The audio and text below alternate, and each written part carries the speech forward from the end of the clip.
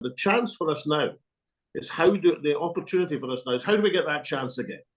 And Tommy, again, I think is correct. We'll have to look to elections as opposed to referendum, because the British establishment, having had the pants scared off them so much once, are not going to willingly concede it again. Therefore, you have to look at how you can pressurize democratic terms an establishment to concede democracy to Scotland. And incidentally, if you want to know how worried these people are, I don't tell anybody watching this broadcast to buy David Cameron's autobiography. But if you can get it done at a local library or see bits online, I mean, well, let's just use a direct phrase. The Prime Minister of Great Britain and Northern Ireland was himself in the last 10 days of the campaign. He was phoning up world leaders. He phoned up Barack Obama, Angela Merkel, the guy in Australia, Vladimir Putin, in order to mobilize them to try and say something about Scotland. I mean, very few people answered him instantly. Got his jotters from Angela Merkel, and Obama made a very lukewarm statement indeed. So that's how worried the No campaign were. Yeah. But you've got to accept that when you get the establishment regrouping in that last week of the campaign, that has an effect. Yeah. And again, they had a few more guns to fire than the press than we did at that stage. And it was a stage, of course, where the press are a bit more influential in the mainstream media than they are now, for example. So, you know, you have two choices. You can either beat yourself up about, oh, if only we'd done this, or only if we'd made that extra speech, only if we'd made that extra statement, or you can just say, look, maybe for 2014, it was just a bridge too far. And the real point that matters is not now 2014. It's what matters is what happens in 2026. Yeah. Well, the next electoral opportunity for Scotland. Yeah. So 2014, even after the no vote, there was this palpable political excitement. You'll both remember that. And it sustained itself for a few years. Tommy, you'll probably have some insight in terms of the numbers you used to have coming to Hope Over Fear rallies in the immediate aftermath. For understandable reasons, interest has maybe waned a little. I don't want to ask you to answer right this second, but I just want to ask you both, in terms of that energy, in terms of that sense that independence was inevitable, it doesn't feel like that anymore. It feels a bit flat and it feels a little bit rudderless. I just want both of your assessments on where it's gone wrong. Well, from my point of view, Dan, the campaign needs a focus. What we had in the aftermath of 14, we had a focus of a general election. And people like me, I was criticised. I'm a socialist, an avowed socialist, but I called for people not to vote socialist in 2015, but to vote SNP. And I defend that action because my justification was the Unionists had united in the referendum. Unionists across Scotland united to reject independence. I felt the independence movement should unite to embrace the principal independence party, which was the SNP. And it was a remarkable result, Dan, absolutely remarkable result. I mean, 56 out of 59 MPs. I mean, remember Thatcher, I'm sorry to swear on the podcast, but you remember Thatcher. She said in the Westminster Parliament, all you need to do, the Scots, if you want independence, is send a majority of MPs to Parliament. Well, we never just sent a majority, we sent 56 out of 59. So, of course, the mood at that time was absolutely buoyant. The demonstrations we had in 16 and 17 and 18, the marches were like 100,000 strong, 150, absolutely marvellous. Why? Because we were promised over and over and over again by the SNP government that we would have another referendum, that they would defy Westminster. They didn't care what Westminster said. We would have another referendum.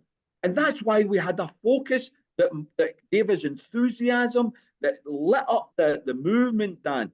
And we were let down, mate. We were let down. We were led to the top of the hill and then marched back down the hill again. And that's where we were.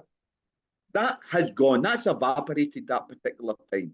I think most people within the independence movement now know that is not the strategy which is viable any longer. The strategy, in my opinion, has to be 2026.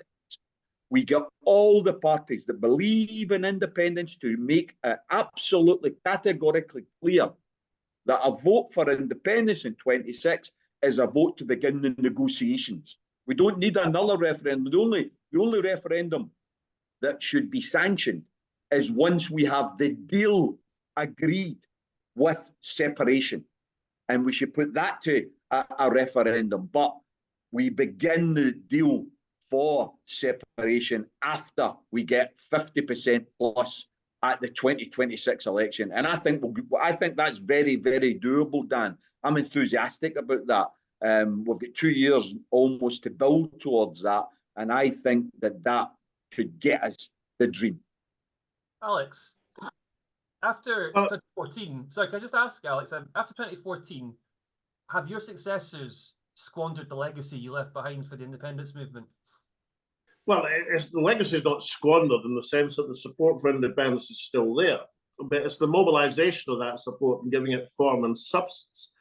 I mean, there's two things I and others, incidentally, because it wasn't a one-man band. I mean, it was, I was quite interested in the BBC documentary the other night. Not should advertise it, incidentally, but they portrayed the rise of the SNP in a very peculiar way. I mean, there were huge figures like Jim Sowers and Winnie Ewing and Margaret MacDonald and Alec Neil, who basically didn't get a look at. Now, they were all key people in a strategy which was to replace the Labour Party in Scotland as a dominant political party. So, that you have to get a strategy to get to independence back.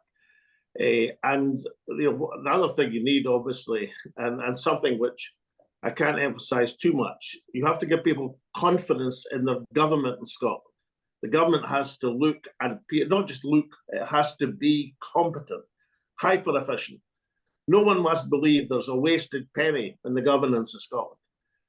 That's what gives people, if you can demonstrate you can run the health service, the education system, you can build bridges, you can build roads, you can transform the country, as was done after 2007.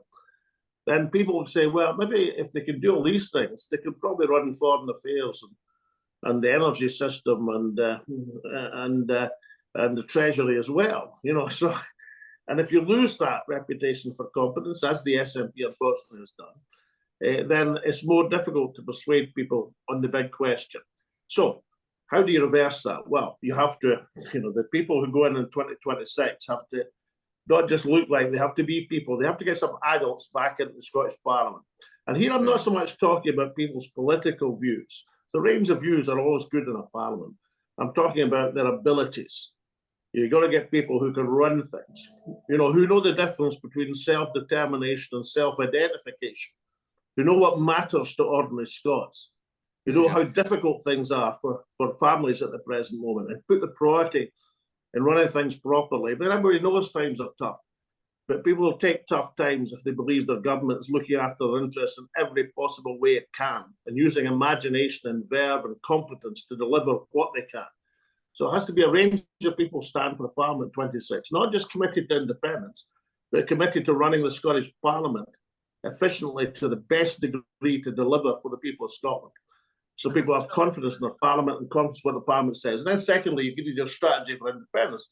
No point in pursuing, what they call the Einstein definition of madness, although Einstein always denied saying it, incidentally, is that if you do the same thing and expect a different result, you can't just keep asking for a referendum and let Westminster keep saying no. You have to have a strategy based on elections, which forces Westminster into concession. And that means you have to be ready with the internal democratic pressure and indeed the international democratic pressure to bend Westminster to the will of the Scottish people. But ultimately, the thing at which it cannot work is that Scottish people have to have confidence in their government, and they have to look at Holyrood and say, that's our Parliament, not these chancellors down in the Palace of Westminster.